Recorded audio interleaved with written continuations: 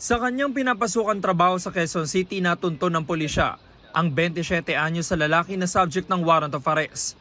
Yan ay para sa mga kasong 2 counts ng qualified rape at 2 counts ng acts of lasciviousness. Ito ay sinubaybayan ng ating mga operatiba hanggang siya ay natuntun doon sa kanyang pinakatrabahuan.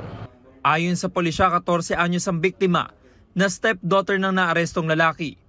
Ang krimen nangyari umano Mayo at Hulyo noong nakaraang taon sa Barangay Cruz na Ligas. Lumalabas sa investigasyon natin na mayroon siyang ginahasang minor de edad. Minor de edad nung last 2023. So ngayon 2024 lang lumabas ang kanyang warrant of arrest. Ikatlo sa most wanted list persons sa QCPD Station 9 ang lalaki. Hindi raw niya alam na may warrant laban sa kanya. Yung pong mga sinampa po sa aking kaso, hindi po yung lahat totoo.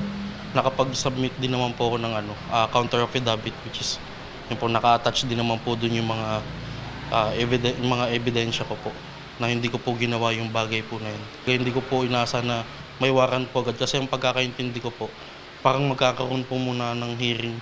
James Agustin, nagbabalita para sa GMA Integrated News. Kapuso, alamin ang maiinit na balita. Bisitahin at mag-subscribe sa GMA Integrated News sa YouTube.